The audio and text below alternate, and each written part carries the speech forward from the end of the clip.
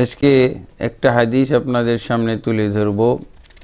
সহিহ বুখারীতে হাদিসটি এসেছে। সহিহ বুখারীতে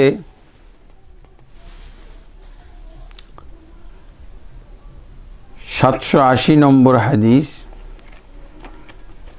আবু হুরায়রা রাদিয়াল্লাহু আনহু থেকে বর্ণিত। এই হাদিসটির তরজমা এবং ব্যাখ্যা আমল জানব তাবেঈদের থেকে।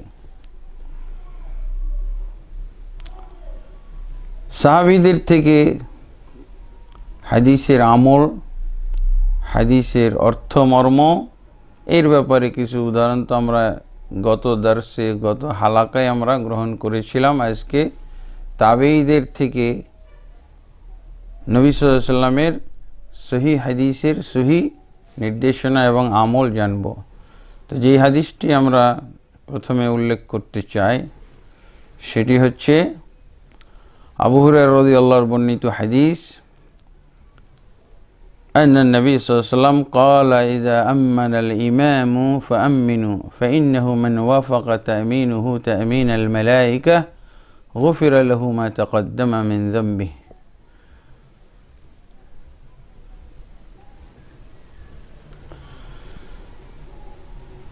আলহামদুলিল্লাহ, এখানে আমিন বিল জাহর সম্পর্কে হাদিসটি ইমাম বুখারী রহমতুল্লাহ আলাইহি এই হাদিস বর্ণনা করার পূর্বে পরিচ্ছেদ নিয়ে এসেছেন। সেই পরিচ্ছেদের নাম হলো বাবু জাহরিল ইমামে বিত্তামিন।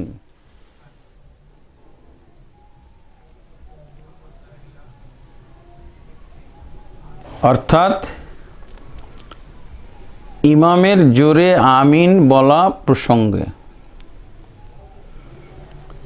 এবং এর আওতায় এই হাদিসটি উনি উল্লেখ করেছেন। 780 নম্বর হাদিস, আবু হুরায়রা রাদিয়াল্লাহু বর্ণনা করছেন, নিশ্চয়ই নবী সাল্লাল্লাহু আলাইহি ওয়াসাল্লাম বলেছেন, যখন ইমাম আমিন বলে তখন তোমরাও আমিন বলো। অর্থাৎ ইমামের আমিন বলার পরে পরেই তোমরা আমিন বলো। ফাইন্নাহু মান ওয়াফাকা তামিনাহু তামিনাল মালায়েকা, নিশ্চয় যে ব্যক্তির আমিন ফেরেশতাদের আমিনের সাথে মিলে যাবে, গফিরা লাহু মা তাকাদ্দামা মিন যামবিহি, তাহলে তার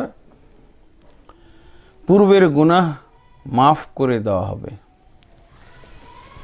এই হাদিসটি ইমামের আমিন বলার ব্যাপারে যেমন পাওয়া যাচ্ছে,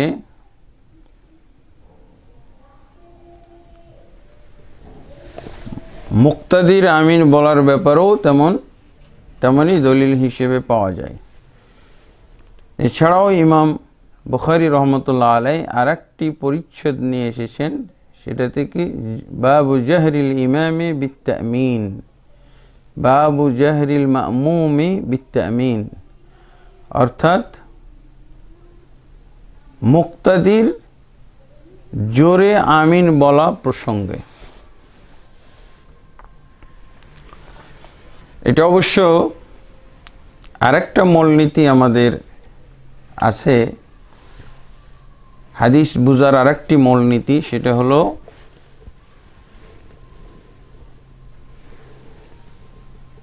হাদিস সংকলকরা, হাদিস সংকলন যারা করেন, যেমন ইমাম বুখারী রহমতুল্লাহ আলাইহি হাদিস সংকলন করেছেন সহিহ বুখারী। তো নবী সাল্লাল্লাহু আলাইহি ওয়াসাল্লাম যে সহিহ হাদিসগুলো বলেছেন, যে সহিহ হাদিসগুলো তিনি উম্মতের উদ্দেশ্যে বর্ণনা করে গেছেন, এগুলোর হাদিস সংকলকরা কি বুঝেন, এটাও হলো সহিহ অর্থ। একটা সহিহ হাদিসের যদি হাদিস সংকলকরা একটা অর্থ বুঝিয়ে থাকেন, হাদিসটির একটি আমল বুঝিয়ে থাকেন, তাহলে সেটাও একটা সহিহ হাদিসের সহিহ অর্থ, সহিহ মর্ম।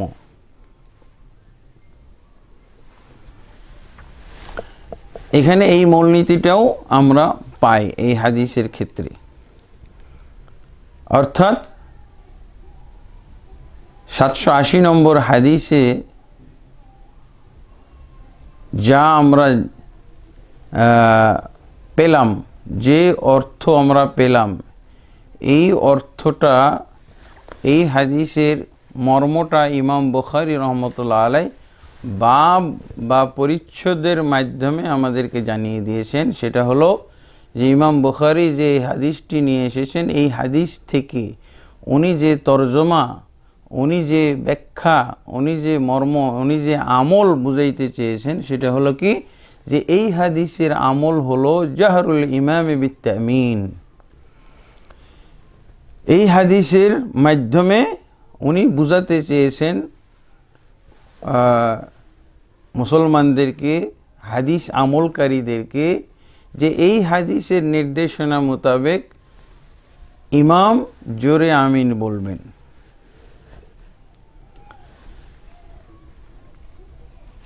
আর এখানে আমরা পাচ্ছি আরেকটা দলিল, আরেকটা মূলনীতি এখানে একত্র হয়েছে। সেটা হলো যে তাবেঈগণ এই হাদিস অনুযায়ী কি আমল করতেন, সাহাবীদেরকে কি আমল করতে দেখেছেন। তাবেঈরা তো আল্লাহ রসুলকে সরাসরি দেখেননি, তাবেঈরা সাহাবীদেরকে কোনো হাদিস আমল করতে দেখেছেন, সেটা তারা শিখেছেন তাদের আমল দেখে। তো এখানে দুজন তাবেঈর কথা পাওয়া যাচ্ছে। একজন হচ্ছে ইমাম বুখারী রহমতুল্লাহ আলাইহি, তিনি যে এই হাদিস থেকে বুঝেছেন এবং বুঝাতে চেয়েছেন যে এই হাদিসের আমল হলো, এই হাদিসের বুঝ হলো, এই হাদিসের অর্থ হলো, এই হাদিসের মর্ম হলো, এই হাদিসের নির্দেশনা হলো যে ইমাম সাহেব জোরে আমিন বলবেন। আর এরপরে আরেকটা অধ্যায় রচনা করেছেন, সেটা হলো বাবু জাহরিল মা'মুমি বিত্তামিন। মুক্তাদিরাও জোরে আমিন বলবে, সেই প্রসঙ্গে, সেই ব্যাপারে পরিচ্ছদ আলোচনা। অর্থাৎ যেই হাদিসটা উনি এখানে বলছেন, সেই হাদিসের নির্দেশনা হলো ইমাম বুখারী যেটা এই হাদিস থেকে বুঝেছেন, আর আমি একটা বুঝেছি। বর্তমান যুগে কোনো হুজুর বুঝেছে, কোনো মুফতি বুঝেছে, কোনো ইমাম বুঝেছে, কোনো পীর বুঝেছে, তার বুঝ একদিকে, আর সহিহ বুখারী সংকলক যিনি ইমাম বুখারী রহমতুল্লাহ আলাইহি, মোহাম্মদ বিন ইসমাইল আল বুখারী রহমতুল্লাহ আলাইহি, তিনি যে হাদিস থেকে একটা অর্থ, একটা মর্ম, একটা নির্দেশনা, আমল বুঝেছেন এবং বুঝাতে চেয়েছেন, সেইটা অবশ্যই এক পাল্লায়। আর সারা বিশ্বের হাদিস পাঠকারীদের বুঝ এক পাল্লায়। অবশ্যই যার মাধ্যমে হাদিসের সন্ধান পাওয়া গেল, হাদিসটা জানতে পারা গেল, তিনি যা বুঝেছেন সেটার ওজন, সেটার পাল্লা ভারী হওয়া উচিত। এইটাই হলো, কারণ উনি হলেন পণ্যওয়ালা, তিনি বেশি ভালো জানার কথা, যারা পণ্য গ্রহণ করতেছে, ক্রয় করতেছে, তাদের চাইতে বেশি। আরেকটা কারণ হলো যে ইমাম বুখারী রহমতুল্লাহ আলাইহি তার ব্যাপারে সারা মুসলিম জাহানের, সারা উম্মাত মুসলিমা তারা সার্টিফাই দিয়েছেন যে ইমাম বুখারী রহমতুল্লাহ আলাইহি হাদিসের ভিতরে, হাদিস জগতে তিনি হলেন ইমামুল মুহাদ্দিসিন, সমস্ত মুহাদ্দিসিনদের ইমাম। অতএব সহিহ বুখারীর হাদিস যেটা উনি নিজে বুঝেছেন, সেই বুঝটা উম্মতের বা হাদিস অনুসরণকারী, আমলকারীদের জন্য অনেক গুরুত্বপূর্ণ ব্যাপার। কোনো যদুমিয়ার হাদিসের বিশ্লেষণ, কোনো পীর মুর্শিদের হাদিস বুঝা অবশ্যই মারজুহ, অবশ্যই সেটা হলো অগ্রহণযোগ্য ইমাম বুখারীর হাদিস বুঝার ক্ষেত্রে বা হাদিস বুঝার তুলনায়। এটা হলো একটা মূলনীতি। তো এই মূলনীতিগুলো প্রায় জানা যায় এবং এই মূলনীতিগুলো আমরা উদাহরণস্বরূপ বলতেছি, কিন্তু মূলত এগুলো হচ্ছে ইমাম বুখারী রহমতুল্লাহ আলাইহির গোটা হাদিস গ্রন্থের মধ্যে একই নিয়ম। এটা বলা হয়, একটা পরিভাষা বলা হয় ফিকহুল ইমাম ফি তারাজিমিহি। ইমাম বুখারী রহমতুল্লাহ আলাইহি হাদিস থেকে যে ফিকহ গ্রহণ করে থাকেন, মূলত এটাকে বলা হয় ফিকহ ইসলামী। হাদিস থেকে ইমাম বুখারী রহমতুল্লাহ আলাইহি যে ফিকহ, যে বুঝ, যে মর্ম এবং যে ব্যাখ্যা বিশ্লেষণ অনুধাবন করেছেন, বুঝেছেন, সেইটা উনি তরজমার মাধ্যমে, পরিচ্ছদ রচনার মাধ্যমে জানিয়ে দেন। এই জন্য একটা মুস্তালাহ, একটা ইস্তিলাহ প্রসিদ্ধ রয়েছে, ফিকহুল ইমামিল বুখারী ফি তারাজিমিহি। অর্থাৎ ইমাম বুখারী রহমতুল্লাহ আলাইহি হাদিসের ব্যাখ্যা বিশ্লেষণ বুঝানো হয়েছে, বুঝিয়ে থাকেন তরজমা মাধ্যমে, শিরোনাম বসানোর মাধ্যমে। শিরোনামগুলোই হলো ইমাম বুখারী রহমতুল্লাহ আলাইহির হাদিসের বুঝ, হাদিসের মর্ম, হাদিসের নির্দেশনা। এটা হলো গোটা বুখারীর মধ্যে। আমরা কিছু নমুনা শুধু তুলে ধরছি। এটা একটা অবশ্যই মূলনীতি হইতে হবে, এটাকে মূলনীতি হিসেবে জানতে হবে। যারা এটা চায় যে একটা সহিহ হাদিসের বহু ব্যাখ্যা বিশ্লেষণের মধ্যে নির্ভরযোগ্য, গ্রহণযোগ্য ব্যাখ্যা তো সেটাই হওয়া উচিত যেটা হাদিস সংকলক ইমাম বুঝেছেন, এবং সেটা খুবই জরুরি জানা। কোনো সাধারণ মৌলবি সাহেব, মুফতি মুহাদ্দিস সাহেবের অর্থমর্ম জানার চাইতে অবশ্যই গুরুত্বপূর্ণ বিষয় হলো যিনি এই হাদিসটা বর্ণনা করেছেন, যার কিতাবে এই হাদিসটা পাওয়া গেল, সহিহ বুখারীর মধ্যে পাওয়া গেল, সহিহ মুসলিমের মধ্যে পাওয়া গেল। এবার আমরা যদি বিশুদ্ধতম অর্থ নিতে চাই, তাহলে এটা অবশ্যই উদ্ঘাটন করতে হবে যে স্বয়ং ইমাম বুখারী কি বুঝেছেন, এই হাদিস থেকে কি বুঝাতে চেয়েছেন, কি বুঝিয়েছেন। এটার অবশ্যই একটা গুরুত্ব রয়েছে, অবশ্যই এটা একটা মূলনীতি। এটা আমাদের মাথায় উঠানো দরকার, এইটা আমাদের অবশ্যই সামনে রাখা দরকার। যদি আমরা প্রয়োজন মনে করি একটা সহিহ হাদিসের সহিহ ব্যাখ্যা উদ্ধার করে, সহিহ মর্ম উদ্ধার করে আমল করব, আমলটা যেন সহিহ হয়। ইমাম বুখারীর সংকলিত হাদিস আর আমি যদুমিয়া তরজমা করব, তাফসির করব। আবারও কত বড় ধৃষ্টতা! অনেক বাঙালি মৌলবি, অনেক মাযহাবী মৌলবি, অনেক তরিকাওয়ালা মৌলবি সাহেবেরা ইমাম বুখারীকে অনেক সময় এই জাতীয় হাদিস দিয়ে তারা কটাক্ষ করে থাকেন। কি করে থাকেন? কটাক্ষ। যে ইমাম বুখারী হাদিস নিয়ে এসছেন একটা, আর উনি বাব রচনা করেছেন, অধ্যায় রচনা করেছেন আরেকটা।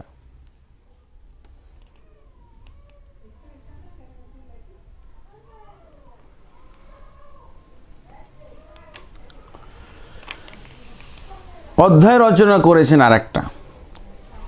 উদাহরণস্বরূপ এই হাদিসটা পেশ করা হয় উদাহরণস্বরূপ এই হাদিস পেশ করা হয় কি, ইমাম বুখারীর বাব নিয়ে আসলেন। বাব কি? বাবু জাহরিল ইমামি বিত্তামিন, ইমামের সরবে বা উঁচু স্বরে আমিন বলার পরিচ্ছেদ। ইমাম বুখারী তো পরিচ্ছেদ নিয়ে আসলেন। এবার দেখা যাক হাদিস কই। মৌলভী সাহেব বলছে হাদিস আনতে পারে নাই, ইমাম বুখারী হাদিস বুঝে নাই। তাহলে এই যে যিনি বললেন যে ইমাম বুখারী রহমতুল্লাহ আলাইহির এই কি বলে বাবের উপরে যে আপত্তি করলো, এই মৌলভী সাহেব কি ইমাম বুখারীর চাইতে বড় পণ্ডিত? উনি খুঁজে দেখছেন, উনি বলতেছেন যে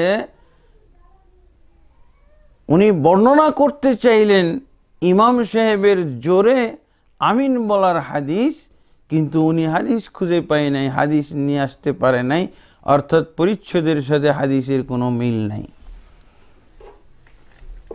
এই অজ্ঞদেরকে অবশ্যই এই মূলনীতিটা বুঝতে হবে, বুঝাইতে হবে যে তুমি বেশি বুঝো না। এই হাদিসের অর্থ, যেই হাদিস ইমাম বুখারী নিয়ে এসেছেন, ইমাম বুখারীর চাইতে বেশি যে বুঝো, এইটার তোমার বুঝের সূত্রটা কি?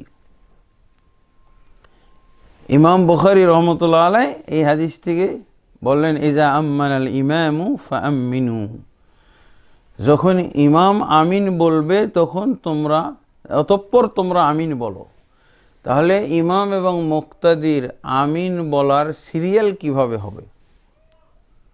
আমিন, ইমামের পরে মুক্তাদিকে আমিন বলতে বলা হচ্ছে, অর্থাৎ পরের অর্থ হলো ইমাম শুরু করবে আগে। প্রত্যেকটা সালাতের নিয়ম, ইমাম আগে শুরু করবে, তারপরে ওটা শেষ হওয়ার আগেই মুক্তাদি ওই আমলটা করবে। তো ইমাম আমিন বলা শুরু করেছে, এরপরে তো মুক্তাদির সিরিয়াল। আমিন বলা শুরু করলেই কি বলে মুক্তাদি আমিন বলবে। এখান থেকে তো বুঝাই যাচ্ছে এই বুঝটা তোমার আসলো না কেন ইমাম বুখারীর ভুল ধরতে গেলে। এটাই বুঝাইতে চেয়েছেন ইমাম বুখারী রহমতুল্লাহ আলাইহি রাসূলের হাদিস থেকে, যে এই হাদিস থেকে এইভাবে বোঝা যায় যে ইমামকে জোরে আমিন বলতে হবে। যদি ইমাম জোরে আমিন না বলে তাহলে মুক্তাদি কিভাবে ইমামের পরে, ইমামের আমিন শুরু করার পরে আমিনটা শুরু করবে?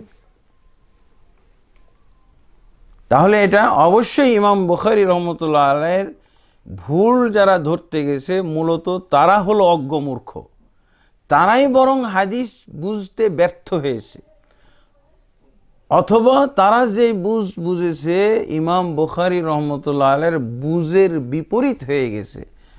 এখন আমরা কি ফয়সালা দিতে পারি? ওই যদু মিয়া যিনি মাযহাবে প্রভাবিত হয়ে, কোনো দেশাচারে প্রভাবিত হয়ে, কোনো আঞ্চলিকতায় প্রভাবিত হয়ে সে দেখছে এই হাদিসের মধ্যে জোরে ইমাম, অর্থাৎ তিনি জেনে এরকম খুঁজতে যাচ্ছিলেন, ইজা আম্মানাল ইমামু জাহরান ফাআমিনু, জাহরান বলার দরকার আছে? যেহেতু সিরিয়াল বর্ণনা করা হচ্ছে যে তোমরা ইমামের আমিন বলার পরে আমিন বলো, বুঝাই যাচ্ছে যে তাহলে ইমামকে জোরে বলতে হবে। জোরে যখন কেরাত পড়বেন তখন জোরে ইমাম আমিনও বলবেন, আর মুক্তাদির ইমাম আমিন হবে সিরিয়ালে দ্বিতীয়। হ্যাঁ, এখানে বোঝা গেল যে ইমাম জোরে বলবে, এটা পাওয়া গেল। ইমাম বুখারী রহমতুল্লাহ আলাইহি যেই সহিহ হাদিসটা নিয়ে এসেছেন, এই সহিহ হাদিসের মাধ্যমে উনি বুঝেছেন, উনি বুঝাতে চেয়েছেন, বুঝিয়েছেন যে এই হাদিস দ্বারা ইমামের জোরে আমিন বলা পাওয়া গেল। আর পরে 113 নম্বর, এটা হলো 111 নম্বর পরিচ্ছেদ, হাদিস নম্বর হলো 780, আর 113 নম্বর পরিচ্ছদ হাদিস নম্বর 782। এখানে কি বলছেন? বাবু জাহরিল মা'মুমি বিত্তামিন। আগের হাদিসে তো ইমামের জোরে আমিন বলা পাওয়া গেল। ইমাম বুখারী রহমতুল্লাহ আলাইহি 782 নম্বর যে হাদিসটি নিয়েছেন, এই হাদিসের মাধ্যমে তিনি বুঝেছেন, তিনি বুঝাতে চেয়েছেন। আর আমি যদু মিয়া বুঝেছি, অথবা আমার যুগের, আমার সমসাময়িক, আমার দেশের, আমার এলাকার হুজুররা বুঝেছেন কি, যে না, এই হাদিসে মুক্তাদির জোরে আমিন বলার কথা নেই। কিন্তু ইমাম বুখারী রহমতুল্লাহ আলাইহি এই 782 নম্বর হাদিসের মাধ্যমে তিনি বুঝছেন কি, যে আছে। হুজুর বলছে নেই, ইমাম বুখারী বলছেন আছে। এই হাদিসের ভিতরে সহিহ হাদিস, এই সহিহ হাদিসের ভিতরে মুক্তাদির জোরে আমিন বলার দলিল পাওয়া যায়, নির্দেশনা পাওয়া যায়, আমল পাওয়া যায়। আর আমার যুগের বা বর্তমান যুগের হুজুররা বলতেছে যে নাই। তাহলে দুই রকম অর্থ হলো। কারটা গ্রহণ করব? এই তাহলে মূলনীতি কি এরকম হবে যে ইমাম বুখারী শুধু হাদিস সংকলন করবেন, উনার বুঝা কোনো অর্থ গ্রহণ করা হবে না, উনি যেই অর্থ বুঝাইতে চান এটা নেওয়া হবে না, বরং যদু মিয়াদের অর্থগুলো নেওয়া হবে, ছোটোখাটো হুজুরদের যারা বিভিন্ন মাযহাব দুষ্ট হয়ে আছে তাদের কথা গ্রহণ করা হবে? এটা হইতে পারে না মূলনীতি। মূলনীতি এইটা হইতে পারে যে যিনি হাদিস সংকলক, এই সহিহ হাদিস যিনি সংকলন করেছেন ইমাম বুখারী, তিনি যেটা বুঝিয়েছেন, তিনি যেটা বুঝেছেন, সেটাই হবে তুলনামূলক বিশুদ্ধতম অর্থ। আর এটাই হবে, এই অর্থ অনুযায়ী আমল করা হবে উম্মতের জন্য অধিক নিরাপদজনক। হ্যাঁ, তো ইমাম বুখারী কি বুঝাইতে চেয়েছেন এই হাদিসের ভিতরে?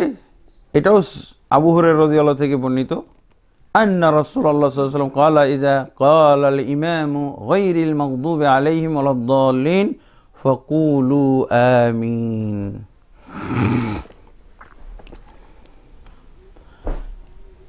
অর্থাৎ আবু হুরায়রা রাদিয়াল্লাহু থেকে বর্ণিত, নিশ্চয়ই রাসূলুল্লাহ সাল্লাল্লাহু আলাইহি ওয়াসাল্লাম বলেছেন, ইযা ক্বালা আল ইমামু, যখন ইমাম বলবেন, গায়রিল মাগদুবি আলাইহিম ওয়ালাদ-দাল্লিন ফাকুলু আমিন, তখন তোমরা আমিন বলো। তারপরে ফজিলতের অংশটা আছে, ওই আগের হাদিসেও ফজিলতের অংশটা আনা হয়েছে। সেটা কি? আমিন বলার ফজিলতটা কি? ফাইন্নাহু মান ওয়াফাকাত কাউলুহু কাউলাল মালাইকা গুফিরা লাহু মা তাকদ্দামা মিন যামবিহি। কারণ যার আমিন বলাটা, যার আমিন উচ্চারণ করাটা, কৌল মানে বলা, মুখ দিয়ে উচ্চারণ হবে, কৌলু লা ইলাহা ইল্লাল্লাহ। আল্লাহ রাসূল সাল্লাল্লাহু আলাইহি ওয়াসাল্লাম বলছেন সর্বোত্তম শাখা হলো ইমানের কৌলু লা ইলাহা ইল্লাল্লাহ, লা ইলাহা ইল্লাল্লাহ বলা। কিভাবে বলবো? মনে মনে, নীরবে? নীরবে লা ইলাহা ইল্লাল্লাহ বলাটাকে তো পছন্দই করে না হুজুররা, পীর সাহেবরা। জোরে জোরে বলতে হবে, লা ইলাহা ইল্লাল্লাহ বলতে হবে জোরে জোরে, আরও 10 জন জড়িত করে। তোমার উঁচু একার আওয়াজে পোষায় না, তুমি আরও 10-20 জন, 1 লাখ মানুষ একত্র করে একসাথে লা ইলাহা ইল্লাল্লাহ বলো। লা ইলাহা ইল্লাল্লাহ জোরে বলা কোথায় পাওয়া গেল? কওলু লা ইলাহা ইল্লাল্লাহ, লা ইলাহা ইল্লাল্লাহ উচ্চারণ সহকারে বলা। কালেমা পাঠ করার সময়, ইসলাম গ্রহণের সময় কালেমা বলতে হবে, শাহাদাত দিতে হবে। কওলু লা ইলাহা ইল্লাল্লাহ, কালেমাটা বলতে হবে কি? আস্তে আমিনের মতো করে, এভাবে ইসলাম গ্রহণ হবে? আল্লাহ রাসূল সাল্লাল্লাহু আলাইহি ওয়াসাল্লাম বলছেন কওলু লা ইলাহা ইল্লাল্লাহ, ইমানের সর্বোচ্চ শাখা হলো লা ইলাহা ইল্লাল্লাহ উচ্চারণ করে বলা, জোরে বলা, মানুষ যাতে শোনে, যে ইসলাম গ্রহণ করেছে সে যেন শোনে। তে সেই কথাই হলো কওলু মান ওয়াফাকা কওলুহু কওলাল মালাইকা, যার আমিন বলাটা, আমিন উচ্চারণটা ফেরেশতার আমিনের সাথে মিলে যায়। ফিরিস্তার, তাহলে ফিরিস্তাও কি জোরে আমিন বলে নাকি? হ্যাঁ, ফিরিস্তা যেমন দেখা যায় না, ফিরিস্তার তেমন আওয়াজও শোনা যায় না। অনেক ব্যাককল হুজুরকে বলতে শোনা যায় যে ফিরিস্তাদের আমিন তো আসতেই হয়, শোনা যায় না। আরে হ্যাঁ, ফিরিস্তার বডি যেমন দেখা যায় না, ফিরিস্তার স্বরও তেমন শোনা যায় না। রাসূলের হাদিসে বিশ্বাসী হয়ে আপনাকে বিশ্বাস করতে হবে যে ফিরিস্তারা আমিন বলে। ফিরিস্তার মতো আমিন বলা অর্থ এটা নয় যে ফিরিস্তাকে দেখুন সাইলেন্ট, তাহলে ফিরিস্তা যেমন বডি নাই, আমিনেরও তো অস্তিত্ব নাই, এটা বলবো? তাহলে আল্লাহ রসুল সাল্লাল্লাহু আলাইহি ওয়াসাল্লাম আরেকটা হাদিস কি করা হবে? যখন কোনো মুসলিম ব্যক্তি অদৃশ্য থেকে, গায়েব থেকে, আড়াল থেকে, দূরে অবস্থান করে তার জন্য দোয়া করে, তখন সেই দোয়ার ব্যাপারে ফেরেশতারা আমিন বলে। যখন দোয়া করে, তাহলে দোয়াটা কি আস্তে হবে না জোরে হবে? দোয়া আমি জোরে করি আর আস্তে করি, ইমাম ফেরেশতা আমিন বলবে। মসজিদে যখন বসে বসে আমরা সালাতের অপেক্ষা করি, দোয়া করি, তখন আল্লাহ ফেরেশতারা আমাদের জন্য দোয়া করতে থাকে। এগুলো দোয়া কি আমরা শুনি?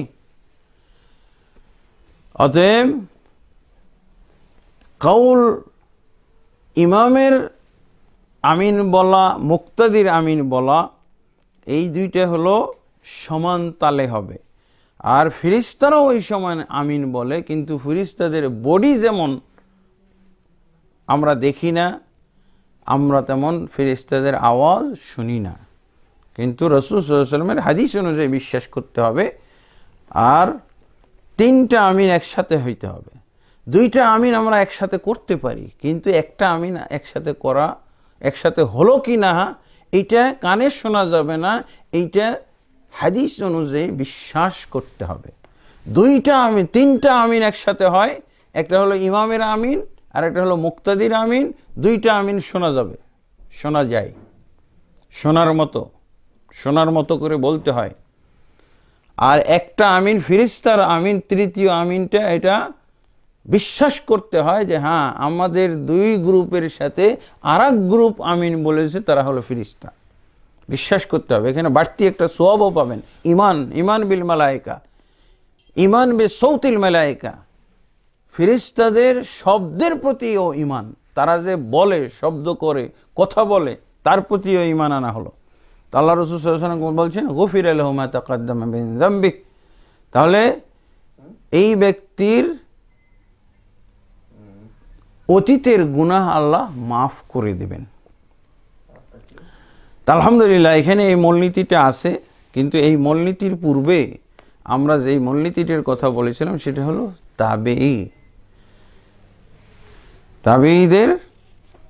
তাবেঈরা কি বুঝলেন। সাহাবীদের ব্যাপার তো আছেই, প্রত্যেকটার ব্যাপারে সাহাবীর কি আমল সেটা আমরা জানতে চাই। এখানে তো আবু হুরায়রা রাদিয়াল্লাহু আনহু এই হাদিসের আমল, এই হাদিসের নির্দেশনা মোতাবেক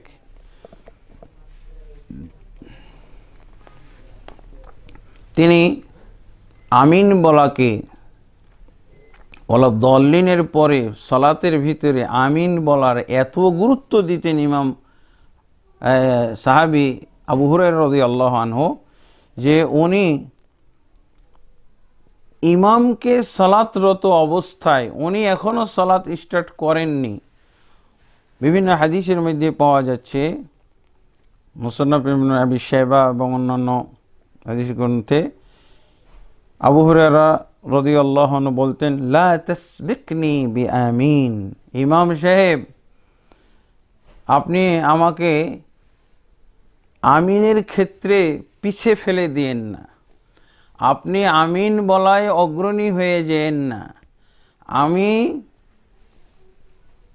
আমাকে জামাতে অ্যাটেন্ড করতে দেন বা অ্যাটেন্ড করি, তারপরে আপনি আমিনটা বলেন। অর্থাৎ আবু হুরায়রা রাদিয়াল্লাহু আনহু এই কথাটা বলেছিলেন যখন উনি আজান দিতেন এবং আজান দেওয়ার পর আবার না একামতও দিতেন, একামত দেওয়ার সময় উনি আবার কাতারগুলো সব ঠিকঠাক করে তারপরে সালাতে দাঁড়াইতেন।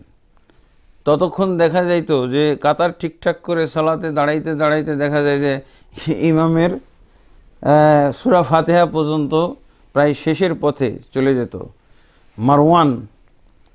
মারওয়ান ইমামতি করতেন। এই মারওয়ানকে উনি এইভাবে বলতেন যে আপনি আমাকে আমিনে পিছে ফেলে দেন না, আমি যেন আমিনটা বলতে পারি, এত দ্রুত আপনি সূরা ফাতিহা পড়ে অন্য সূরা ধরে ফেলেন না, যাতে করে আমার আমিন ছুটে যাবে। লা তাফুতনি বি আমিন, আপনি আমার আমিন ছুটিয়ে দিয়েন না, আমিন ছুটতে দিয়েন না, কারণ এই আমিনের মাধ্যমে অতীতের গুনাহ মাফ হয়ে যায়। অতএব আমি যেন আমিন থেকে বঞ্চিত না হই, ইমামের সাথে আমিন বলা থেকে বঞ্চিত না হয়। এইভাবে ইমাম আবু হুরায়রা রাদিয়াল্লাহু আনহু আমিনের ফজিলত গ্রহণ করার জন্য ইমামকে অনুরোধ করতেন, ইমামকে তিনি দৃষ্টি আকর্ষণ করতেন। তো এটা তো গেলই সাহাবীর আমল, সাহাবীর বুঝ। এরপরে ইমাম বুখারী রহমতুল্লাহ আলাইহি যা বুঝেছেন, ইমাম বুখারী রহমতুল্লাহ আলাইহি এই হাদিস থেকে যা বুঝেছেন সেই বুঝটার উনি সমর্থন সাপোর্ট হিসেবে উল্লেখ করেছেন আতা আল খুরাসানির তিনি বক্তব্য এখানে সহিহ বুখারীর মধ্যে এনেছেন মুআল্লাক হাদিসের মাধ্যমে। যে হাদিসগুলো মুসান্নাফ ইবনে আব্দুর রাজ্জাকের মধ্যে মৌসুল অবস্থায় এসেছে, মৌসুল মানে সনদ সহ উল্লেখ করা হয়েছে। এখানে কি বলছেন, কালা আতা আমিন দোয়াউন, আতা বলছেন যে আমিনটা একটা দোয়া। তারপরে উনি উল্লেখ করছেন কি, ইন্নামা আমিন দোয়াউন। তারপরে আম্মানা ইবনুজ জুবাইর, আতা এটা উল্লেখ করে আম্মানা ইবনুজ জুবাইর ওয়া মান ওয়ারাআহু হাত্তা ইন্না লিল মসজিদি লালাজ্জাতান। ইমাম বুখারী এগুলো মুআল্লাক এবং অন্যরা এটাকে মৌসুলভাবে অর্থাৎ ধারাবাহিকভাবে বর্ণনা করেছেন, সনদ সহ বর্ণনা করেছেন। আর ইমাম বুখারী রহমতুল্লাহ সনদবিহীনভাবে কিন্তু বিসিগাতিল জজম, মানে এটা নির্ভরযোগ্য হওয়ার শব্দ দিয়ে তিনি ব্যক্ত করেছেন। যে ইমাম তাবেঈ আতা উনি বলছেন যে আমিন একটা গুরুত্বপূর্ণ দোয়া, যেই দোয়াটা সূরা ফাতিহার শেষে করতে হয়। আর তিনি বর্ণনা করছেন যে আম্মানা ইবনুজ জুবাইর, আব্দুল্লাহ ইবনে জুবাইর যে ইমামতি করতেন, মসজিদে নববীতে ইমামতি করতেন, মসজিদুল হারামেও উনি অনেকদিন ইমামতি করেছেন। তো তিনি সাহাবীর পিছনে যারা সালাত পড়তো তারা সাহাবী এবং তাবী। আতা নিজে তাবী ছিলেন। তো উনি ঘটনা বলেছেন আব্দুল্লাহ ইবনে জুবাইর ইমামতি করেছেন এবং তার পিছনে যারা ইক্তেদা করেছিল, মুক্তাদি ছিল, এটা অবশ্যই কোনো অনারব দেশের কথা না, মক্কা এবং মদিনার মসজিদের কথা। সাহাবায়ে কেরাম ইমামতি করেন আর তার পিছনে যারা মুক্তাদি ছিল তারা সাহাবী অথবা তাবী, এই দুই ধরনের। মুক্তাদি শুধু সাহাবীর পিছনে সালাত পড়ত। তো বলছেন যে ইমাম আব্দুল্লাহ ইবনে জুবাইর রাদিয়াল্লাহু আনহু এবং তার পিছনে যারা ইক্তেদা করত, যারা মুক্তাদি ছিল, মুসল্লি, তারা সবাই এমন জোরে আমিন বলতো, ইন্না লিল মসজিদি লালাজ্জাতান, মসজিদের মধ্যে একটা আওয়াজের গঞ্জরণ, আওয়াজের প্রকম্পন, জোর আওয়াজ একটা বেজে উঠত মসজিদের মধ্যে। যেমন আজকালও একই ধারা, একই নিয়মে মসজিদে নববী, মসজিদুল হারাম, মক্কা মদিনার সব মসজিদ এগুলো আমিন শব্দে বেজে উঠে। আমরা যেন ওই যুগটাকে গোপন করে রাখতে চাই।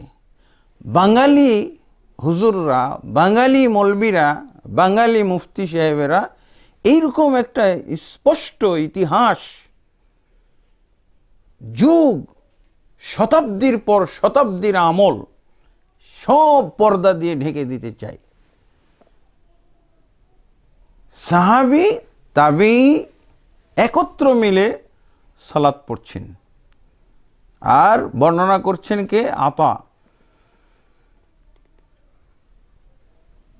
যে এইরকম ঘটনা সাহাবায়ে কেরামের পিছনে সালাত তিনি পড়েছেন, সাহাবী ইমামতি করছেন, সাহাবী এবং তাবেঈগণ মুক্তাদি সবাই এমন জোরে আমিন বলতেন যে মসজিদ আমিনের গুঞ্জরণে কি হতো? একটা উঁচু আওয়াজ উঠত, একটা আওয়াজ, আমিনের গুঞ্জরণ তৈরি হয়ে যেত। তারপরে ইমাম বুখারী ওই বর্ণনাগুলো নিয়েছেন, কানা আবু হুরায়রা ইউনাদিল ইমামা। আসলে আলহামদুলিল্লাহ বর্তমান মিডিয়ার যুগ হওয়াতে এবং মক্কা মদিনার সরাসরি আমল দেখা যাচ্ছে, এটা তো আমল। আর এটা কি? এটা হলো সেই যুগটাকে তুলে ধরা হয়েছে হাদিসের মাধ্যমে, সহিহ বুখারীর মাধ্যমে সেই যুগটাকে এইভাবে তুলে ধরা হয়েছে মানুষের সামনে। আর এই হাদিসগুলোর অনুযায়ী আমল আজকে মক্কা মদিনায় সরাসরি দেখতে পাচ্ছে। এই জন্য দেখা যায় যে অনেক ভাই তাদের আমলকে সহি করে নিচ্ছেন, বিশুদ্ধ করে নিচ্ছেন, তুলনামূলক বিশুদ্ধ করছেন। কি দেখে? মক্কা মদিনার আমল দেখে। মক্কা মদিনার আমল কোথার থেকে আসলো? কিছু কিছু মক্কা মদিনা বিদ্বেষী হুজুর, মাযহাব পূজারী হুজুর, তারা এরকম বলতেও আল্লাহকে ভয় পায় না, এইরকম কথা বলতেও তারা কোনো ধরনের ইতস্তত লজ্জাবোধ করে না, যে না মক্কা মদিনাতে যা হয় এটা আমরা মানব না, এটা আমাদের দলিল না। তো কি দলিল?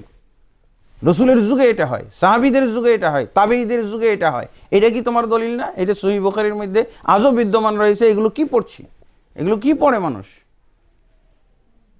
সহিহ জয়ীফের ধারে না, কিন্তু মাযহাব বিরোধী কিছু হয়ে গেলে ওগুলোকে জয়ীফ বলার জন্য অনভিজ্ঞ, অজ্ঞতাবশত শুরু করে দেয় তারা। দেখেন কত সুন্দর পরিবেশ, একটার পর একটা বলতেই আছে ইমাম বুখারী রহমাতুল্লাহ। আবু হুরায়রা রাদিয়াল্লাহু বলছেন ওই কথাটা যেটা বলছিলাম। তারপরে আব্দুল্লাহ ইবনে ওমর রাদিয়াল্লাহু আনহু তিনি কখনোই ছাড়তেন না। নাফি' থেকে বর্ণনা করছেন, তাবেঈ নাফি' ইবনে ওমর রাদিয়াল্লাহু আনহুর তিনি একজন সেবক ছিলেন, গৃহপরিচারক ছিলেন, কর্মী ছিলেন। নাফি' তিনি বর্ণনা করছেন, কানা ইবনে ওমর লা ইয়াদাউহু। ইবনে ওমর আব্দুল্লাহ ইবনে ওমর কখনো এটা ছাড়তেন না, এই জোরে আমিন বলা কখনো ছাড়তেন না। ওয়ায়াহুদ্দুহুম, এবং ইবনে ওমর রাদিয়াল্লাহু আনহু তাদেরকে উৎসাহিত করতেন। তার যুগে যে সমস্ত মুসলমান তিনি দেখতেন তাদেরকে উৎসাহিত করতেন, জোরে আমিন বলো। ওয়াসামি'তু মিনহু ফি যালিকা খায়রান, এবং তার কাছ থেকে এই ব্যাপারে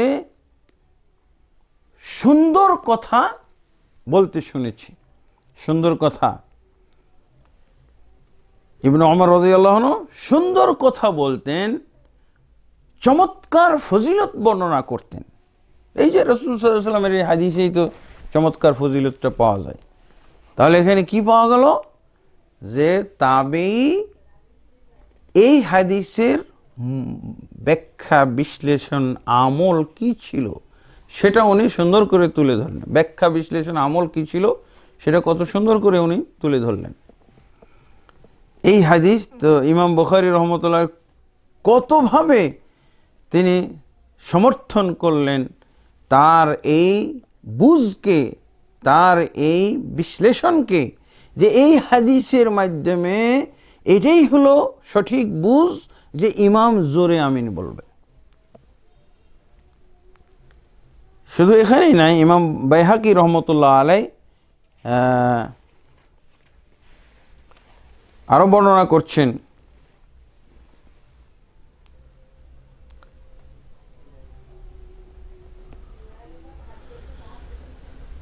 রওয়াল বাইহাকি আন আতা, ইমাম বাইহাকি রহমতুল্লাহ আলাই আতা আল খুরাসানি তার থেকে আরো বর্ণনা করেছেন কি যে আদরাকতু মিয়াতাইন মিন আসহাবি রাসূলিল্লাহ সাল্লাল্লাহু আলাইহি ওয়াসাল্লাম ফি হাযাল মসজিদ ইযা ক্বাল আল ইমাম ওয়ালা দাল্লিন সামি'তু লাহুম রাজ্জাতান বিআমিন।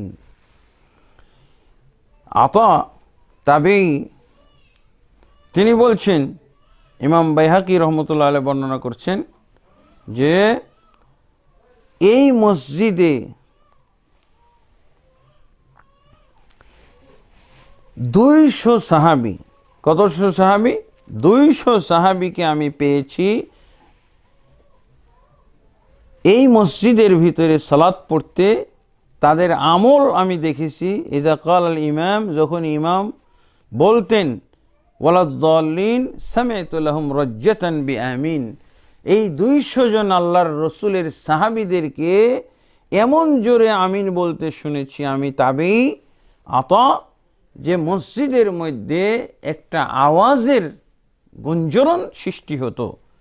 আর আওয়াজ, আমিন জোরে বললে কিভাবে গুঞ্জরণ হয়, কিভাবে আওয়াজ প্রতিধ্বনিত হয়, আওয়াজ কিভাবে জোরে জোরে সোরে প্রকাশ পায়, এইটা শোনার জন্য দয়া করে হুজুরদেরকে একটু বলবো এই আমলের দৃশ্য দেখার জন্য।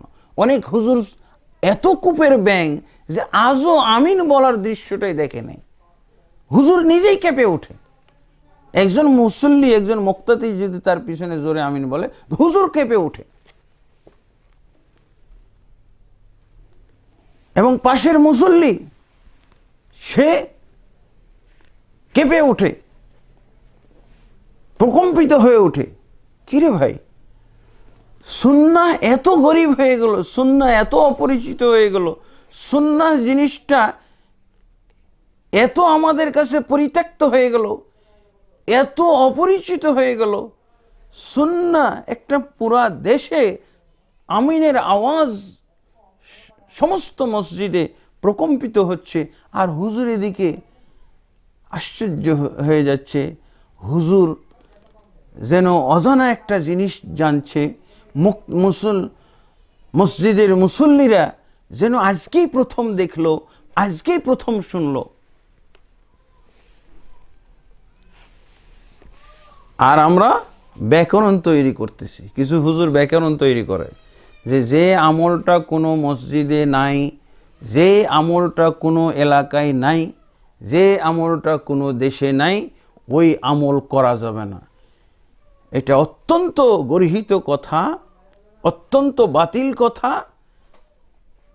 যদি কোনো বড় আলেম বলে থাকে তাহলে হয়তো সে যদি ইজতিহাদের যোগ্য হয়ে থাকে তাহলে হয়তো 100 উনি পাবেন।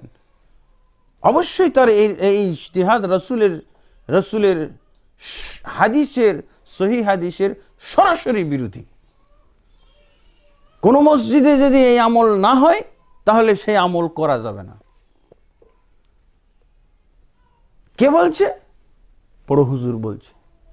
কে বলছে? অমুক হুজুর বলেছে, অমুক মাযহাবী দৃষ্টিভঙ্গি। না, এই আমলে সওয়াব এত বেশি, কেউ যদি না করে, 1000-এর মধ্যে কেউ যদি না করে, আর এই আমলটা যদি একজন করে, তাহলে সে মরা সুন্নতকে জীবিত করার সওয়াব হিসেবে 50 জন শহীদের সওয়াব লাভ করবে রাসূলুল্লাহ সাল্লাল্লাহু আলাইহি ওয়াসাল্লামের অন্য হাদিসের মাধ্যমে। আর এই ব্যক্তিটা গরিব হিসেবে সে তুবার প্রাপ্য। আল্লাহ রাসূল সাল্লাল্লাহু আলাইহি ওয়াসাল্লাম তুবা শব্দ বলে তার প্রশংসা করেছেন, তুবা শব্দের মাধ্যমে তার পুরস্কার দিয়ে গেছেন। যদি 1000-এর মধ্যে 1,00,000-এর মধ্যে একজন যদি এই আমিনের আমল করে, যত আমল কমে যাবে, যত আমল নিশ্চিহ্ন হয়ে যাবে, যত সুন্নাহর প্রতি আমলটা বিলীন হয়ে যাবে, কেউ যদি এটাকে উঁচু করে ধরে, কেউ যদি সেটাকে জীবিত করে, এটাকে বলা হয় সুন্নাতান হাসানাতান। মান সান্না ফিল ইসলামি সুন্নাতান হাসানাতান ফালাহু আজরুহা ওয়া আজরু মান আমিলা বিহা। যদি এই সুন্নাহ দেখে কেউ হাদিস পড়ে, যারে জোরে আমিন বলল কেন, এটা তো আমিনের একটা বিশাল পরিবেশ, একটা কত সুন্দর একটা চিত্র তুলে ধরেছেন ইমাম বুখারী রহমতুল্লাহ আলাইহ 111 এবং 113 নম্বর বাবের মধ্যে। আর ফতহুল বারি, ইমাম ইবনে হাজার আসকালানী রহমতুল্লাহ আলাইহ ফতহুল বারির মধ্যে কি সুন্দর চমৎকার ব্যাখ্যা বিশ্লেষণগুলো তিনি নিয়ে এসে সুন্দর করে একটা আমিনের পরিবেশ তিনি ফুটিয়ে তুলে ধরেছেন। অথচ হুজুরের গ্রামার হলো, হুজুরের ব্যাকরণ হলো, যেই আমল কেউ করে না ওই আমল করা যাবে না। তার মানে মৃত কোনো সুন্নতকে নিশ্চিহ্ন করে দিতে হবে, কেউ যেন কখনো আর এই সুন্নতের কথা না বলতে পারে, মনেও না পড়ে যে এরকম একটা সুন্নত ছিল, এটাকে দাফন করে দিতে হবে এমনভাবে এই অজ্ঞ মূর্খদের কি বলে সংখ্যা গরিষ্ঠতার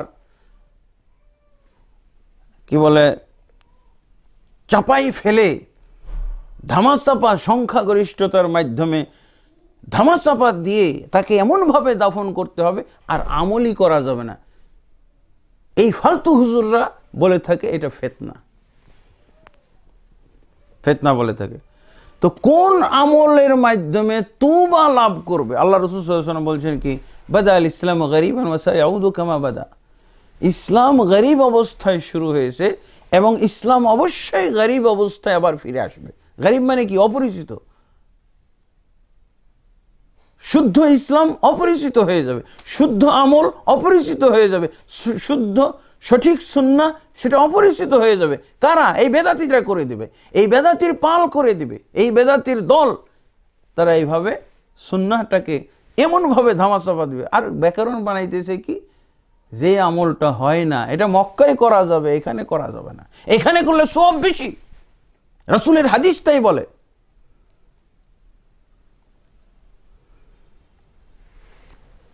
ইন্না মিন ওয়ারাইকুম আইয়ামাস সবর লিল মুতামাসসিকি ফীহি বিমা আনতুম আলাইহি আজরু 50 মিনকুম ওয়া ফি রিওয়ায়াতিল তাবরানি ফিল মুআজামিল কাবীর আজরু 50 শাহীদান মিনকুম। অচিরেই তোমাদের মাঝে এমন একদিন আসবে, যেই দিন শুধু ধৈর্যশীলদের জন্য, যারা ধৈর্যশীল হইতে পারবে, যারা বেশি ধৈর্য ধারণ করতে পারবে, তাদেরই জন্য সেই দিন। অর্থাৎ সেদিন দিনের উপরে আমল করা, সুন্নাহর উপরে আমল করা এত কঠিন হয়ে যাবে যে হাতে আগুনের টুকরা নিয়ে থাকা যেমন কঠিন, তার চেয়েও কঠিন। এই একটা সুন্নাহ আমল করতে গেলেই আগুনের টুকরার মতো দেখা যায়। অথচ হুজুররা পাগড়ির ব্যাপারে হাদিস বর্ণনা করে থাকে, পাগড়ির ক্ষেত্রে হাদিস বর্ণনা করে। টুপির ক্ষেত্রে বলা হয়, টুপি কি সুন্নাহ নাকি? টুপি কি সেই সুন্নাহ? এটা কি ইবাদতি সুন্নাহ? টুপির ক্ষেত্রে ঠিকই বলে যে কেউ যদি একটা টুপি পরে নেয়, কেউ যদি একটা পাগড়ি পেঁচিয়ে নেয়, তাহলে কি হবে? 100 শহীদের সওয়াব পাবে। সুন্নাহর কথা বলা হয়েছে, ইবাদতি সুন্নাহ, আমলি সুন্নাহ, এগুলো কোনো সওয়াবের হাদিস, সওয়াবের বিষয় না। আমিন বলা ফিতনা। এক ভণ্ড পীর সাহেবকে বলতে শুনলাম, মূর্খদের দৃষ্টিতে উনি আবার হক্কানি। উনি বলছেন যে মক্কা মদিনায় জোরে আমিন বলে, স্বীকার করে নিচ্ছে মক্কা মদিনায় তো জোরে আমিন বলা হয়, তো এটা কি অঞ্চল ভিত্তিক নাকি? কে ব্যাকরণ বলল? বলছে মক্কা মদিনাতে যে আমিন বলা হয় এইটা হলো মাসলার আমিন, আর আমাদের দেশে যে আমিন বলা হয় এই ফিতনার আমিন। এই দাজ্জাল কোথাকার দাজ্জাল, কে তোকে এই এই এই পার্থক্য করতে বলল? বরং 1 লক্ষের মধ্যে একজন যদি জোরে আমিন বলে তার সওয়াব হলো অনেক বেশি। নবীর যুগের 50 জন শহীদ সাহাবীর সওয়াব পাবে, এটা সহিহ হাদিস। 50 জন নবীর যুগে 50 জন সাহাবী আমিন বলে যে সওয়াব পাইতো, এই এই তোমাদের এই বেদাতি পরিবেশের কারণে সেই সওয়াব এখন যে কোনো একজন সাধারণ পাবলিক পাবে। আর ভণ্ডপীর বলতেছে যে মক্কা মদিনায় এটা বলা যাবে, মক্কা মদিনায় বললে এটা মাসলার আমিন। কিসের মাসলার আমিন? ফজিলতের আমিন, সওয়াবের আমিন, অতীতের সব গুনাহ মাফ করে দেওয়ার আমিন। এগুলো তোমার দরকার নাই? হ্যাঁ, তোমার দরকার নাই, তোমার গুনার বোঝা বস্তা বাড়তেই থাকবে, বাড়তেই থাকবে, বাড়তেই থাকবে, তোমার গুনাহ মাফের দরকার নাই।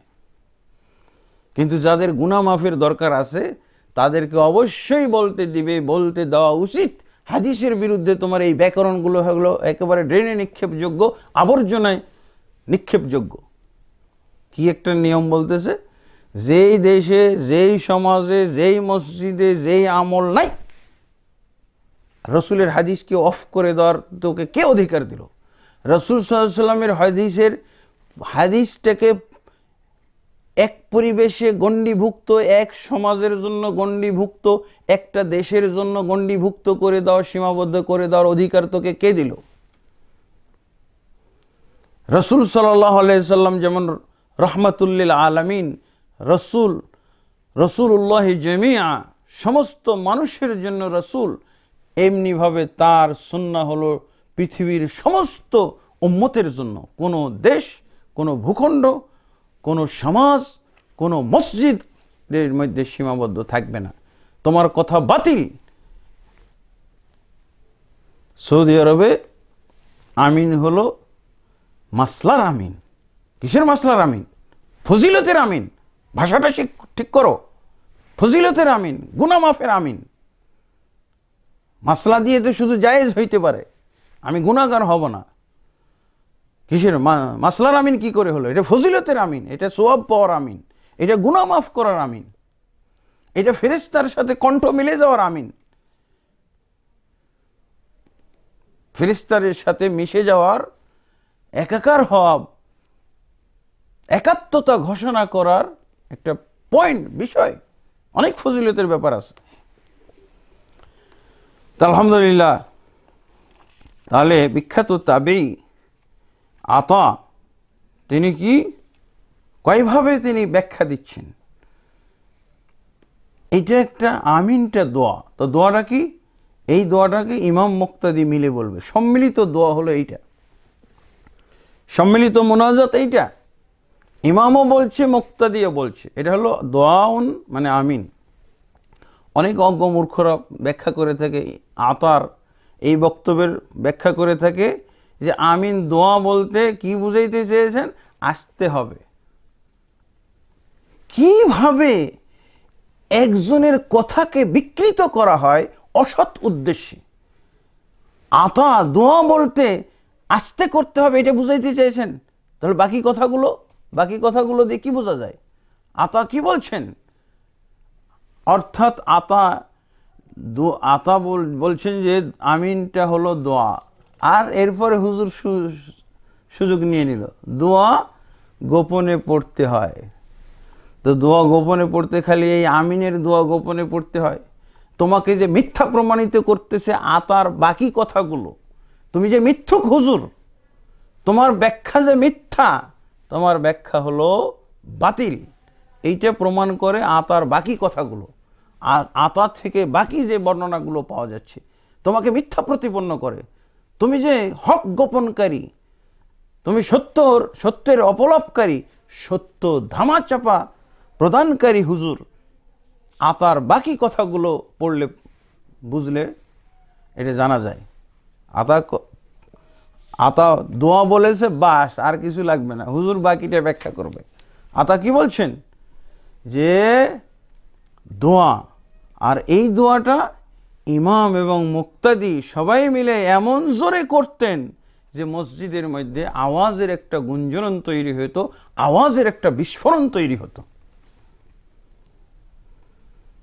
আর হুজুর বলছে দোয়া উন অর্থ হলো এটা দোয়া গোপনে করার, নীরবে করার বিষয়, আর উনি সামনে বাড়বে না। তারপরে আতা কি বলছেন, আমি এই মসজিদে অর্থাৎ মসজিদে নববীর মধ্যে 200 সাহাবি পেয়েছি, যেই সাহাবিরা ইমামের পিছনে এত জোরে আমিন বলতেন। এটি কি যদুমিয়া বাঙালি কি বলতেছেন?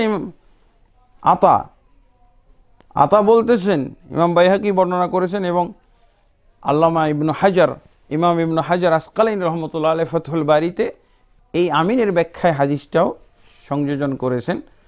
রাওয়াল বাইহাকি মিন ওয়াজহিন আখার আন আতা قال أدركت 200 من أصحاب رسول الله صلى الله عليه وسلم في هذا المسجد إذا قال الإمام ولا الضالين سمعت لهم رجة بآمين। এবং ইমাম ইবনু হাজার রহমতুল্লাহ আলাইহি এই বর্ণনাকে সহিহ হিসেবে তিনি সমর্থন করেছেন যে আতা বলছেন যে 200 সাহাবী এই মসজিদে পেয়েছি যারা ওয়ালাদ-দাল্লিনের পরে গুঞ্জরণ সৃষ্টির মতো করে আমিন, জোরে আমিন বলেছেন। যেই আমিন শুনলে আমাদের দেশের হুজুররা প্রকম্পিত হয়ে যায়,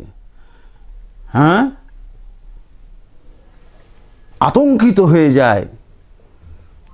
আবার অনেক অজ্ঞ মূর্খ বলে, এই নামাজে ডিস্টার্ব করলেন, তোমার নামাজে এই নামাজ পড়ার দরকার কি? যেই নামাজে সুন্নাহর মাধ্যমে ডিস্টার্ব হয় সেই নামাজ তোমার পড়ার দরকার নাই, তুমি বাঙালি নামাজ পড়ো। তোমার নবীর নামাজ পড়ার দরকার নাই, তুমি বাঙালি নামাজ পড়ো, দেশি নামাজটা পড়ো। নবীর সুন্নাহ পালন করলে তোমার নামাজে ডিস্টার্ব হয়, এটা কেমন কথা? তোমার সে হতভাগা আর কে আছে? ও যে জোরে আমিন বলার মাধ্যমে 50 জন সাহাবীর সওয়াব নিয়ে গেল, 50 জন শহীদ সাহাবীর আমল নিয়ে গেল, আর তুমি কি হতভাগা পেয়েছো? তুমি হতভাগা কি পেলে? একটা সুন্নাহ পালন করলে নেকি রে হতভাগা, সেই সুন্নাহটা পরিত্যাগ করলে সেটাকে অবজ্ঞা, অবহেলা, তুচ্ছ তাচ্ছিল্য করলে সওয়াব হয় না, হয়তো কুফরি গুনাহ হইতে পারে। আমাদের দেশে এই সমস্ত আমলের কারণে প্রায় হুজুর কুফরি গুনার মধ্যে পড়ে যাচ্ছে, রিদ্দা মুরতাদ হয়ে যাচ্ছে। আমিনের বিরুদ্ধে অ্যাকশন। কি বলছে? আমিন যারা বলবে তারা এই মসজিদে আসতে পারবে না। হাই রে হতভাগা হুজুর, এবার তুমি কাফের হয়ে গেছো। তুমি সুন্নাহর প্রতি অবজ্ঞা করতে যেয়ে, সুন্নাহকে অবহেলা করতে যেয়ে, সুন্নাহর প্রতি তাচ্ছিল্যতা প্রদর্শন করতে গিয়ে তুমি এখন মুরতাদ। যে বলে, যারা আমিন বলে তারা মসজিদ আসতে দিবে না, নিঃসন্দেহে এরা মুরতাদ। কারণ আল্লাহ তাবারক ওয়া তাআলা বলছেন, ওয়ামান আযলামু মিম্মান মানাআ মাসাজিদাল্লাহি আন ইউযকারা ফিহা।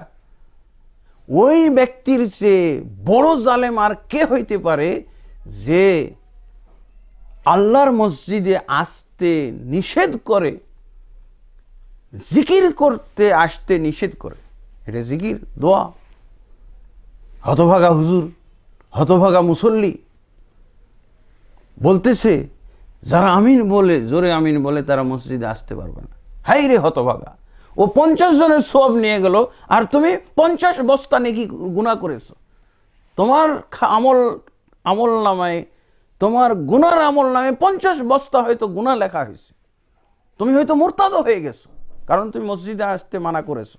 একটা সুন্নাহ পালন করার দায়ে দোষে তুমি মসজিদে আসতে নিষেধ করেছো, এটা তোমার রিদ্দা, মুরতাদ হয়ে গেছো। আল্লাহ বলছেন এর চেয়ে আর কোনো জালেম নাই, এর চেয়ে জালেম নাই। সবচেয়ে বড় জালেম কে? সবচেয়ে বড় জালেম পরেজগার লোক হয়? সবচেয়ে বড় জালেম কোনো আলেম হইতে পারে? সবচেয়ে বড় জালেম কোনো মুসল্লি ব্যক্তি হইতে পারে? সবচেয়ে বড় জালেম কোনো মুসলিম ব্যক্তি হইতে পারে? অজ্ঞতার কারণে আমরা কত কি করে ফেলি। আতা তাবিজ ছাড়াও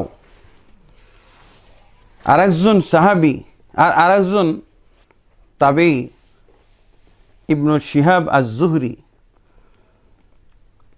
তারও বর্ণনাটা নিয়ে এসেছেন ইমাম বুখারী রহমতুল্লাহ আলাইহি এই হাদিসের শেষে, অর্থাৎ 780 নম্বর হাদিসের শেষে এই হাদিসের ব্যাখ্যা, এই হাদিসের বুঝ, এই হাদিসের যে বিশ্লেষণ তিনি নিজে করেছেন বাবু জাহরিল ইমামি বিত্তামিন এই কথা বলার মাধ্যমে, এবং বাবু জাহরিল মামুমি বিত্তামিন এই বাবের মাধ্যমে তিনি আবার এটাকে তাবেঈ আতার বক্তব্য দিয়ে শক্তিশালী করেছেন, আবু হুরায়রা রাদিয়াল্লাহু আনহুর আমলের মাধ্যমে শক্তিশালী করেছেন, আব্দুল্লাহ ইবনে ওমর রাদিয়াল্লাহু আনহুর কি বলে আমলের মাধ্যমে এটাকে শক্তিশালী করেছেন। এরপর আবারও তিনি হাদিসের শেষে আরেকজন তাবেঈ ইবনু শিহাব আজ-জুহরি রাহিমাহুল্লাহ, তারও মুহাম্মদ ইবনে শিহাব আজ-জুহরি রাহিমাহুল্লাহর বক্তব্য নিয়ে এসেছেন কি قال ابن شهاب وكان رسول الله صلى الله عليه وسلم يقول آمين। হ্যাঁ, এটা অবশ্য ইবনু শিহাব এই বর্ণনাটা ইমাম তিরমিজি রহমতুল্লাহ আলাইহি নিয়ে এসেছেন, সেটা হলো যায়েদ ইবনুল হুবাব আন মালিক আন ইবনে শিহাব, এই সনদের মাধ্যমে তিনি নিয়ে এসেছেন। সেখানে কি বলছেন, কানা রাসূলুল্লাহ সাল্লাল্লাহু আলাইহি ওয়াসাল্লাম ইয়াকুলু আমিন। ইবনু শিহাব জুহরি কি বলছেন, নবী সাল্লাল্লাহু আলাইহি ওয়াসাল্লাম সূরা ফাতিহা শেষ করে আমিন বলতেন। এখানে উল্লেখ নাই সূরা ফাতিহা শেষ করে, কিন্তু ইমাম বুখারী রাহমাতুল্লাহ আলাইহি এই বর্ণনাটাকেও বলছেন যে আল্লাহ রাসূল সাল্লাল্লাহু আলাইহি ওয়াসাল্লাম আমিন বলতেন। যখনই বলা কথা হবে তখন এর বলা শব্দ যেখানে থাকবে তখনই জানতে হবে এটা হলো উচ্চারণ করে শব্দের মাধ্যমে।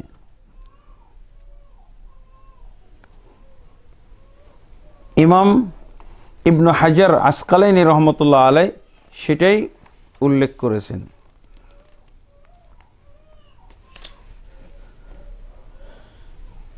যে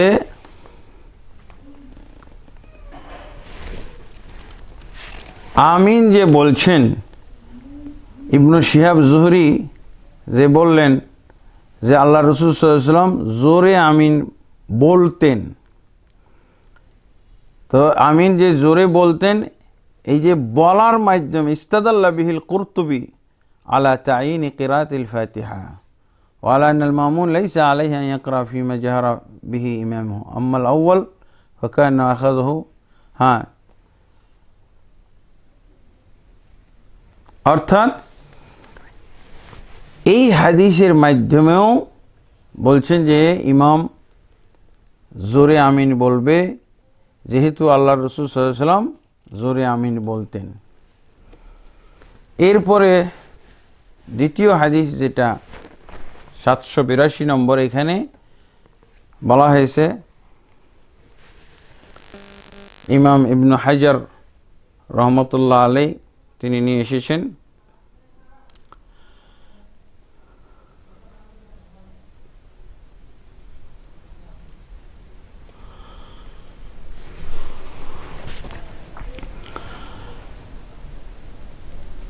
এখানে কওলু লা ইযা ক্বাল আল ইমামু গায়রিল মাগদুবি আলাইহিম ওয়ালাদ-দাল্লিন ফাকুলু আমিন।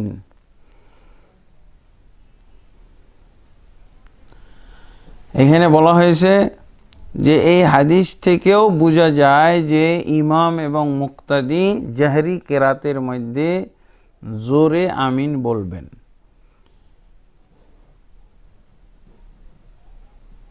এখানে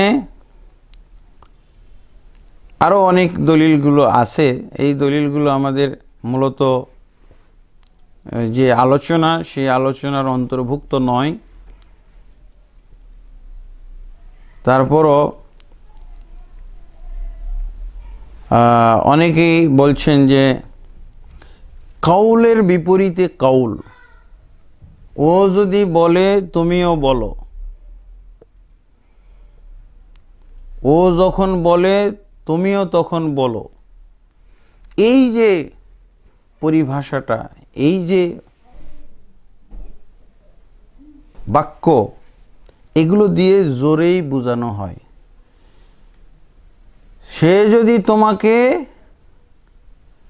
মানে কথা বলে, তোমাকে যদি কোনো কথা বলে তো তুমিও জবাব দিয়ে দিবে, তুমিও বলবে, সে বললে তুমিও বলবে। তার অর্থ হলো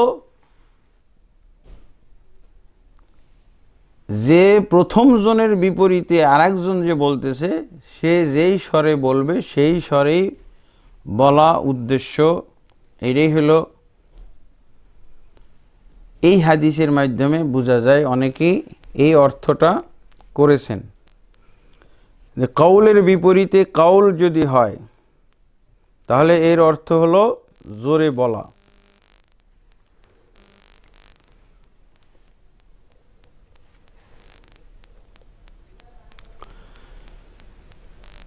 তো এখানে কি বলা হচ্ছে, ইজা কাল আল ইমাম গায়রিল মাগদুবি আলাইহিম ওয়ালাদ-দাল্লিন, ইমাম যখন গায়রিল মাগদুবি আলাইহিম ওয়ালাদ-দাল্লিন বলবে তখন তোমরাও বলো।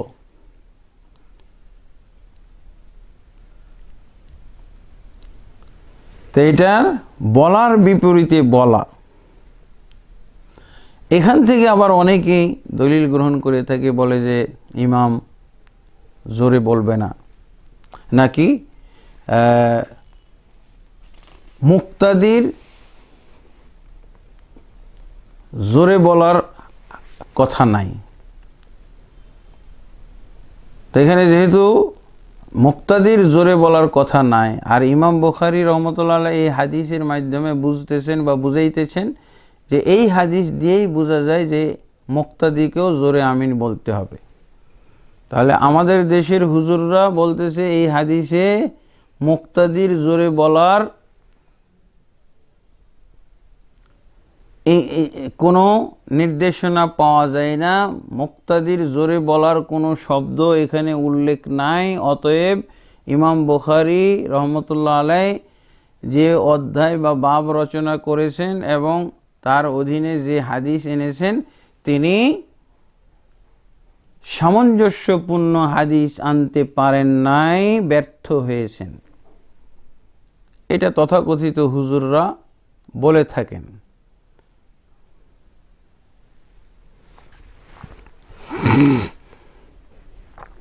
তাহলে এখন হুজুররা বুঝতেছেন যে এই হাদিসে জোরে মুক্তাদির জোরে আমিন বলার কোনো দলিল নাই, কোনো শব্দ পাওয়া যাচ্ছে না। আর ইমাম বুখারী বলছে না, এই হাদিসের মাধ্যমে মুক্তাদির জোরে আমিন বলার নির্দেশ পাওয়া যাচ্ছে। এবার কোনটা মানব? এই যদু হুজুরকে মানব, না ইমাম বুখারী রহমতুল্লাহ আলাইহি যে অর্থ নিয়েছেন সেই অর্থ আমরা বুঝবো? এই জন্য এটা একটা মূলনীতি যে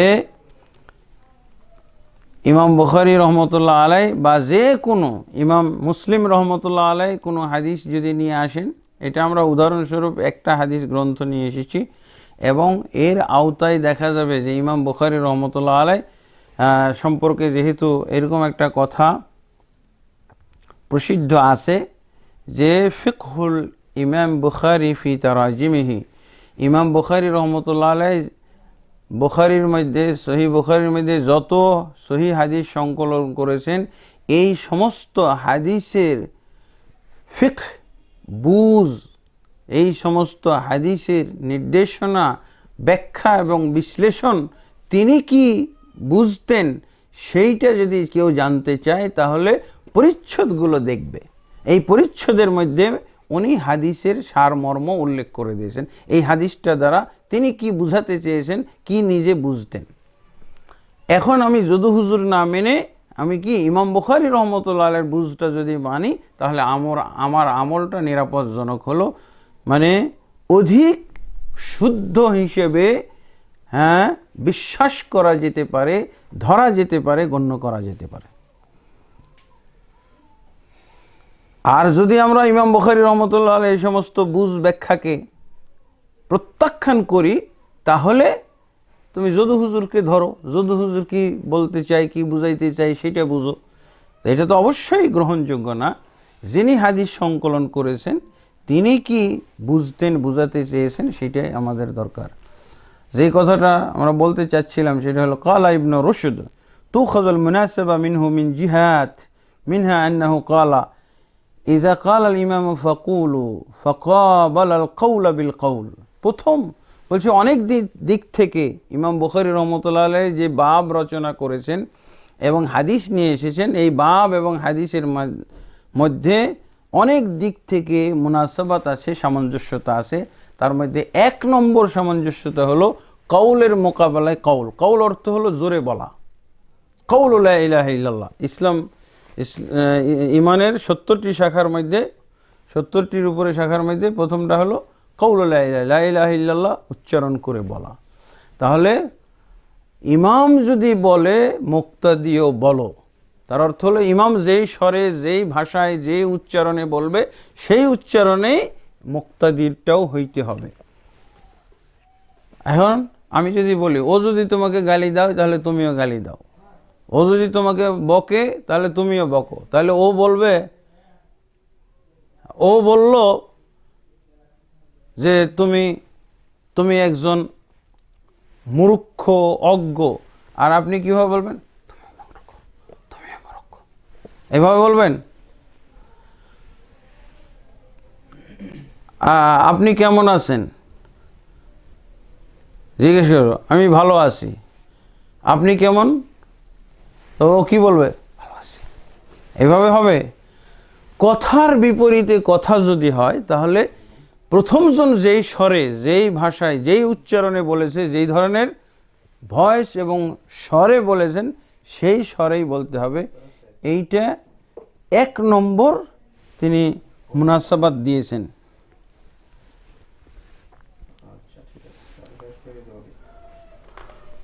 আলহামদুলিল্লাহ। এরকম আরেকটি বিষয় উজুবুল ইমাম বুখারী রহমতুল্লাহ আলাইহি নিয়ে এসেছেন যে উজুবুল কিরাত লিল ইমাম ওয়াল মামুম ফিস সালাওয়াতি কুল্লিহা ফিল হাদরি ওয়াস সাফারি ওয়া মা ইজহারু ফিহা ওয়া মা ইখাফাতু। 276 নম্বর।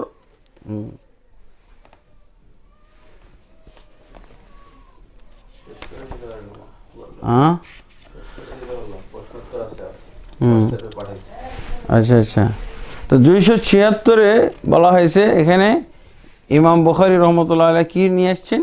একটা হাদিস নিয়ে এসেছেন। সেই হাদিসের মধ্যে তিনি প্রমাণ করতে চেয়েছেন, এই হাদিসেই পাওয়া যায়, এই হাদিসে কিসের দলিল আছে উনি নিয়ে এসেছেন। বলছেন উজুবুল কিরাত। হাদিস যেগুলো নিয়ে আসতেছি আমি, এই হাদিসগুলোতে পাওয়া যায়, এই হাদিসগুলোতে রাসূলুল্লাহ সাল্লাল্লাহু আলাইহি ওয়াসাল্লাম যেটা উম্মতকে বলেছেন সেটা হলো কি, কিরাত পড়া ওয়াজিব ইমামের জন্য এবং মুক্তাদির জন্য। ফিস সালাওয়াতি কুল্লিহা, সমস্ত সালাতের ভিতরে। ফিল হাদরে ওয়াস সাফারি, মুকিম অবস্থায় এবং সফর অবস্থায়। ওয়া মা ইজহারু ফিহা ওয়া মা ইখাফাতু, এবং যে সমস্ত সালাতে জোরে কিরাত পড়া হয়, যে সমস্ত কিরাতে আস্তে পড়া হয়। এগুলো এই নিম্নের হাদিসগুলো থেকে পাওয়া যায়। এখন কি পাওয়া যায় এই হাদিসের মধ্যে?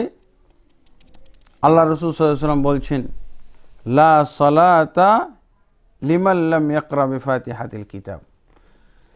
ওই ব্যক্তির সালাত হয় না যে ব্যক্তি সূরা ফাতিহা পড়ে না। আমাদের দেশের হুজুররা বলে থাকে যে এখানে মুক্তাদির পড়ার কথা নাই। কি বলছেন আল্লাহ রাসূল সাল্লাল্লাহু আলাইহি ওয়াসাল্লাম?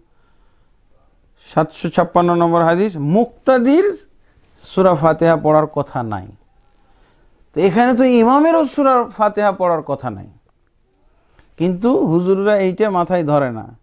তারা শুধু তালে মাতাল, যেহেতু তারা মুক্তাদিকে সূরা ফাতিহা পড়তে দিবে না, মুক্তাদির জন্য সূরা ফাতিহা পড়া হারাম মনে করে, শুধু তারা এই সাইডটা লক্ষ্য করে। কি বলে যে এই হাদিস, ইমাম বুখারী রহমতুল্লাহ আলাইহি কত বোকা যে এমন একটা হাদিস নিয়ে এসে তিনি মুক্তাদিদেরকে জোরে মুক্তাদিদেরকে সূরা ফাতিহা পড়া ওয়াজিব বলেছেন, অথচ হাদিসের মধ্যে মুক্তাদি শব্দটা নাই। কিন্তু ওই বোকার দল, এই মোকাল্লেদের দল খেয়াল করে নাই যে ইমামের কথাটাও যে এখানে নাই। যেহেতু ইমাম মুক্তাদি কারো, ইমাম বুখারী কিভাবে বুঝেছেন, যেহেতু ইমামের কথাও নাই মুক্তাদির কথাও নাই, অতএব ইমাম মুক্তাদি সবাইকে পড়তে হবে। অজ্ঞ হুজুর এইটা ইমাম বুখারী বুঝাইতে চেয়েছেন। এই কারণে ইমাম বুখারী রহমতুল্লাহ এরকম পরিচ্ছদ নিয়ে এসেছেন যে ইমামকেও পড়তে হবে, মুক্তাদিরকেও পড়তে হবে। কারণ কি, সালাতের মধ্যে আল্লাহ রাসূল সাল্লাল্লাহু আলাইহি ওয়াসাল্লামের হাদিসে ইমামেরও কথা নেই, মুক্তাদিরও কথাই নাই, বরং উভয়ের ক্ষেত্রে আল্লাহ রাসূল বলছেন যে লা সালাতা লিমান লাম ইয়াকরা বিফাতিহাতিল কিতাব, ওই ব্যক্তির সালাত হয় না যে ব্যক্তি সূরা ফাতিহা পড়ে না।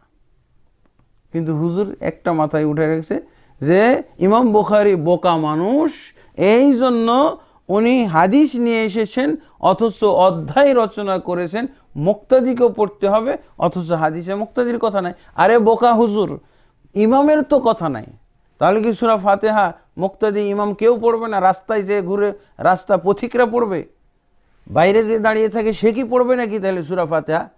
এর নামই বলা হয় লা ইউকাল্লিদু ইল্লা আসাবিয়ুন আও গাবি।